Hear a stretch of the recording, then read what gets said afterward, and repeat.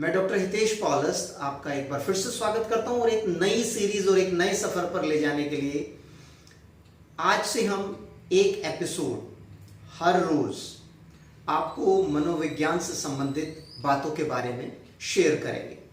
और ये मनोविज्ञान के जितने भी तथ्य हैं, साइकोलॉजी के जितने भी तथ्य हैं, ये आपकी मदद करेंगे कि किस तरीके से आप अपने पेशेंट को और अच्छे तरीके से समझ पाएं, उसकी बहुत सारी कंडीशंस को समझकर उसका ट्रीटमेंट कर पाएं। क्योंकि एक ईएच प्रैक्टिशनर यदि साथ में मनोवैज्ञानिक तरीके भी अपनाए तो उसकी प्रैक्टिस और भी ज़्यादा बेहतर हो सकती है। तो आज इसी सीरीज में हम आपको लिए चलते हैं फोबिया की तरफ, पैनिक अटैक की तरफ। आप सबको एक शब्द तो पता है, हर व्यक्ति एक दूसरे की चिंता करता रहता है कि अरे, एक माँ बाप अपने बच्चे की चिंता करते हैं, एक बच्चा अपनी पढ़ाई की चिंता करता है, साथ में माँ बाप की चिंता करता है, दोस्तों की चिंता करता है। तो ये कहीं ना कहीं जो एक एंजाइटी है ये डेवलप होती है। और एंजाइटी है क्या? एक कॉमन रिएक्शन है स्ट्रेस का। यदि हमने कोई भी स्ट्रेस लिया, कहते हैं ना, स्ट्रेस हर बीमारियों की जड़ है। चिंता चिता समान रे भैया। तो इन चीजों को हमें समझना होगा। तो ये जो एंजाइटी है एक कॉमन रिएक्शन है स्ट्रेस का, जिसे हमें समझना जरूरी है।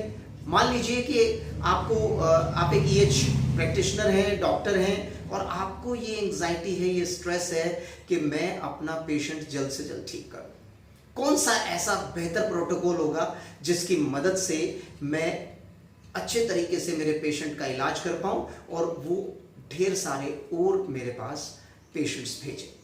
तो ये जो एंजाइटी का जो सिस्टम है, कई बार क्या होता है कि एक माँ यदि एंजाइटी रखती है, एंग्शियस होती है, चिंता करती है, तो वहाँ जो है ना अपने बच्चे की वो चिंता करती है, उसकी छोटी छोटी बातों का ध्यान रखती है। यदि ऐसा ना हो सकता है शायद वो भूल ही जाए, उसका ध्यान रखना ही भूल जाए।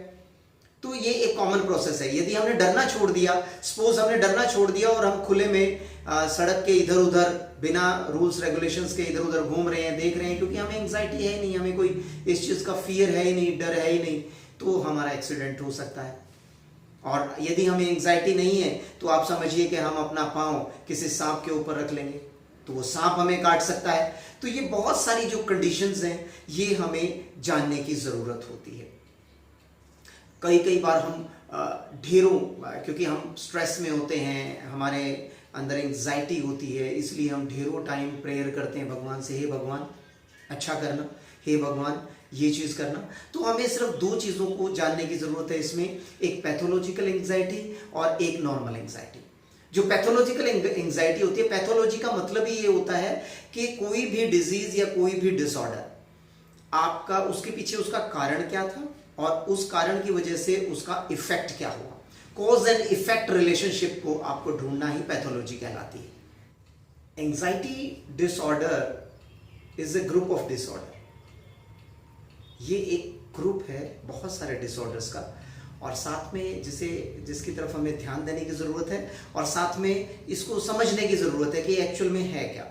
तो अगर इसी क्लासिफिकेशन की सीरीज में बात करें तो DSM, डायग्नोस्टिक जो स्टैटिस्टिकल मैनुअल है 4 और 5, जो लेटेस्ट है साइकोलॉजी में, जो AMA अमेरिकन जो एसोसिएशन है उसकी तरफ से जारी है, जिसमें बहुत सारे डायग्नोस्टिक टूल्स बताए गए हैं, मेजरमेंट बताए गए हैं कि कैसे आप एंजाइटी डिसऑर्डर को फाइंड आउट करोगे, डायग्नोज करोगे, वो कौन कौन से तरीके हैं जिसकी मदद से आप उसका इलाज करोगे। साथ में ICD-10 और ICD-11, उसमें भी बहुत सारी स्पष्टता चीज़ें बताई गई जिसके थ्रू आप एंजाइटी का इलाज कर सकते हो। तो सब आइए जानते हैं सबसे पहले इसमें कि एंजाइटी डिसऑर्डर में कितने डिसऑर्डर्स आते हैं। सबसे पहला तो आता है पैनिक डिसऑर्डर विद और विदाउट एगोराफोबिया। एगोराफोबिया एक कंडीशन होती है जहां भीड़ भाड़ वाले इलाके में जाने से एक व्यक्ति घबराता है।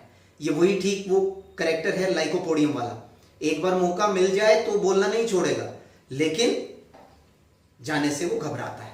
तो यहाँ पैनिक डिसऑर्डर विद और without agoraphobia. Phobic disorders of the specific और social type, generalised anxiety disorder, obsessive compulsive disorder, post traumatic stress disorder. तो बहुत सारे ये जो डिसऑर्डर हैं, ये ग्रुप ऑफ डिसऑर्डर है जिसके बारे में हमें जानने की ज़रूरत होती है। और हम सबसे पहले ये जान लें कि जो फियर है, जो डर है हमारी लाइफ में, ये बेसिक ह्यूमन बीइंग है, ये इमोशन है ह्यूमन बीइंग्स का, basic emotion of human beings. तो इससे हम अलग नहीं रह सकते।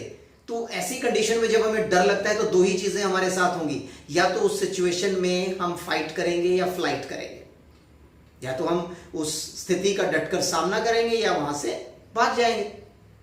मान लीजिए अगर आपको ये पता चलता है कि बाहर कोई गुंडा, गली का कोई गुंडा आपसे लड़ता है, लड़ पड़ता है, तो उस समय आपके पास दो ही कंडीशन होती है।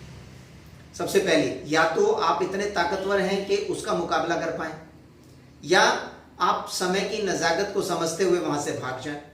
तो दो ही कंडीशन होंगी इस स्थिति में कि आप वो जो थ्रेटनिंग ऑब्जेक्ट है, जो आपके लिए खतरा बना हुआ है वो ऑब्जेक्ट, उससे आप डर कर भाग जाए। तो ये इस स्थिति में हमारे साथ क्या होता है, कुछ हमारे फिजियोलॉजिकल चेंजेस आते हैं, जैसे हार्ट बीट बढ़ जाना, हमारा बिहेवियरल जो कंपोनेंट्स है वो उसमें भी परिवर्तन आ जाना। उस समय हम व्यवहार क्या करेंगे, या तो हम भागेंगे या उस स्थिति का डटकर मुकाबला करेंगे।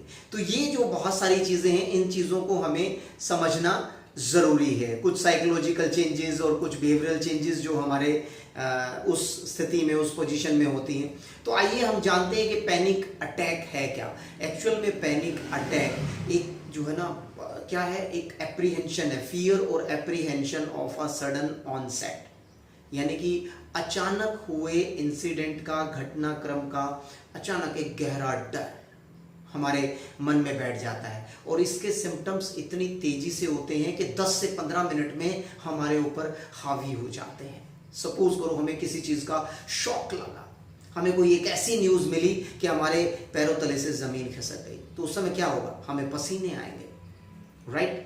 बहुत सारे सिम्टम्स ऐसे होते हैं जहां हमारा हार्ट भी सिंक करने लग जाता है। हालांकि उस स्थिति में कई बार हमें कार्डियक केयर की भी जरूरत पड़ती है। हालांकि हार्ट अटैक नहीं होता, लेकिन वो स्थिति ऐसी आ जाती है कि जिस समय हमें ब्रीदिंग भी बड़ी मुश्किल, डिफिकल्टी इन ब्रीदिंग, हाइपोक्सिया हो जाता है, जिसकी वजह से हम बहुत सारी चीज़ों को उस वक्त समझ नहीं पाते हैं। तो इस तरह के जो सिम्टम्स हैं, और जो DSM-4 में जो डायग्नोस्टिक मैनुअल है उसके अकॉर्डिंगली हम बात करें तो बहुत सारे सिम्टम्स हमें पैनिक अटैक के दौरान देखने को मिलते हैं। पहला है पाल्पिटेशन और पाउंडिंग हार्ट, यानी कि हमारा जो दिल है बहुत जोर जोरों से धड़कता है, माथे पर पसीना आ जाना, ट्रेम्बलिंग और शेकिंग, हम कांप जाते हैं, sensation of shortness of breath और बीइंग स्मोदर्ड, यानी कि ऐसा लगता है कि किसी ने हमारा गला चॉक कर दिया हो, किसी ने हमारा गला ही पकड़ लिया हो, इस तरह की फीलिंग आती है। सांस नहीं लिए बनता है हमारा, है ना, और फीलिंग ऑफ चॉकिंग होती है, चेस्ट पेन होता है, हमें डिस्कम्फर्ट होता है कि भी अरे क्या हो गया। तो वो जो कंडीशन है वो आपकी ब्रेन से मैनेज होती है। जो एंजाइटी है, पैनिक अटैक है, ये सारा का सारा उसी से, नोजिया हो सकता है, हमें वॉमिटिंग हो सकती है, एब्डोमिनल डिस्ट्रेस हो सकते हैं कि पेट में दर्द होने लग जाए अचानक ही, आपको सुस्ती छा सकती है, डिजीनेस हो सकती है, आप बेहोश हो सकते हैं, इस तरह की स्थिति आ सकती है ना। आप एकदम दुनिया से कट जाते हैं, आपको ऐसा लगता है कि आप इस दुनिया से हैं ही नहीं, ऐसी आपकी कंडीशन हो जाती है। फियर ऑफ लूजिंग कंट्रोल, और ऐसी स्थिति में बहुत सारे लोग बहुत ज़्यादा फ्रेंजी कंडीशन में आ जाते हैं, चिल्लाते हैं, है ना। कई लोग तो अपने बालों को भी पकड़ के नोच लेते हैं अगर ये डिसऑर्डर की कंडीशन आ जाए ज़्यादा। तो जैसा कि हमें EH में पता ही है कि अगर किसी को भूत चुड़ैल आ जाते हैं तो हमें कौन सी रेमेडी देनी है, हमने बहुत अच्छे तरीके से जान रखा है, पढ़ रखा है। तो वो देखिए, क्योंकि वो ब्रेन के डिसऑर्डर्स हैं। यदि ब्रेन के डिसऑर्डर को आपने समझ लिया, क्योंकि ब्रेन के अंदर कोई भी एक पर्टिकुलर एक प्रोसीजर नहीं होता है, क्योंकि वो अपना सिस्टम को खुद निर्धारित करता है। जितनी उसे ब्लड की ज़रूरत होती है, जितनी उसे ऑक्सीजन की ज़रूरत होती है, रखता है, बाकी नीचे की तरफ भेज देता है। तो ये ऑटोमेटेड प्रोसेस में होता है। तो इन स्थितियों को यदि हम समझे तो हमारे पास ब्रेन से रिलेटेड बहुत सारी जो है मेडिसिन हैं। यदि तुसिलेगा फारफेरा की बात करें तो ये ब्रेन हेल्थ के रूप में जानी जाती है, और ये हमारी जो ब्रेन की जो नर्व्स होती हैं, है ना, उनकी सेल्स को डैमेज नहीं होने देती, उसको बचाती है।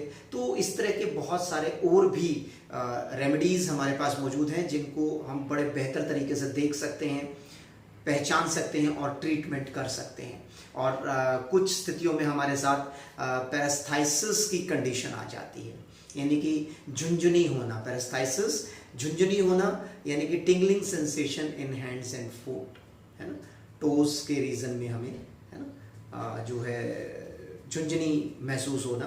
तो ये सारी चीज़ें हैं। चिल और हॉट फ्लैशेस, या तो हमें ठंड लगेगी या एकदम गर्दन और जो है ना हमारे फेस रीजन में एकदम हमें रेडनेस सी आ जाएगी, एकदम फ्लैशेस, ऐसे लगेगा जैसे हम हाथ भी लगा कर देखें तो जैसे कुछ भाप से निकल रही हो, ऐसा महसूस होता है। तो आप जानिए ये जो एंग्जाइटी डिसऑर्डर, क्योंकि एक पेशेंट यदि आपके पास आया ट्रीटमेंट करने के लिए, तो अभी आप देखिए कि वो स्ट्रेस में होता है, तो उसके साथ ये कंडीशन मिलती है। अब आपको ये पता चल गया कि हमारे अपने प्रोटोकॉल में जो है ना ब्रेन से संबंधित, ताकि उसकी ब्रेन को कूल किया जाए, उसके स्ट्रेस को डाउन किया जाए, तो एक ऐसा प्रोटोकॉल जरूर शामिल करना चाहिए। तो ये छोटी छोटी बातें, वो कहते हैं कि बूंद बूंद से सागर भरता है, और छोटी छोटी बातों से बड़ी बड़ी खुशियां आपको मिलती हैं। तो इसी तरीके से जो नर्वसनेस है, ये जो पैनिक अटैक में आता है, नर्वसनेस, शेकिंग एंड स्ट्रेस, ये कॉमन सी चीज़ें हैं, है ना। और ऐसा फील होता है कि जैसे उसको जो है ना सांस नहीं आ रही, तो चॉकिंग ऑफ ब्रेथ हो रहा है, हाइपोक्सिया हो रहा है, एक ब्लड का फ्लो प्रॉपर तरीके से नहीं जा रहा है, कहीं ना कहीं रुकावट आ गई है, जिसकी वजह से आपको जो है सांस लेने में भी ज़्यादा जोर लगाना पड़ रहा है। तो इस तरह की चीज़ें आपको महसूस होती हैं। तो ये इन चीज़ों को, छोटी छोटी चीज़ों को आपको जानने की ज़रूरत होती है। और ये चीज़ आप, और हमने बिल्कुल अच्छे तरीके से पढ़ा हुआ है, जाना हुआ है EH के अंदर, कि ये सारे के सारे जो रिएक्शंस होते हैं, जितने मैंने सिम्टम्स बताए हैं पैनिक अटैक के ब्रेन से संबंधित, इसका जुड़ाव, इसका एसोसिएशन किससे होता है? सिंपैथेटिक नर्वस सिस्टम से। जैसा कि हमने पढ़ा था, पैरासिम्पैथेटिक और सिंपैथेटिक नर्वस सिस्टम। तो ये जो सारा का सारा पार्ट होता है, उसी ब्रेन के एक पार्ट से जुड़ा होता है, जहाँ हमें डर की कंडीशन होती है ना, जहाँ हमें कार्डियक केयर की ज़रूरत पड़ती है। तो इन सब चीज़ों को आप जानने के लिए हमारे चैनल से जुड़े रहें, और इससे संबंधित जो भी आज इस वीडियो को सुन रहा है, देख रहा है, यदि इससे संबंधित उसे कोई परेशानी हो तो नीचे दिए गए नंबर पर कांटेक्ट ज़रूर करें, या अपने एरिया में कोई इलेक्ट्रो होम्योपैथ प्रैक्टिशनर है तो हमारे उस भाई के पास चला जाए, आपको 100% श्योरिटी के साथ ट्रीटमेंट मिलेगा, ये मेरा दावा है। आज के इस एपिसोड में इतना ही। अगले एपिसोड तक के लिए नमस्कार, शब्बा खैर।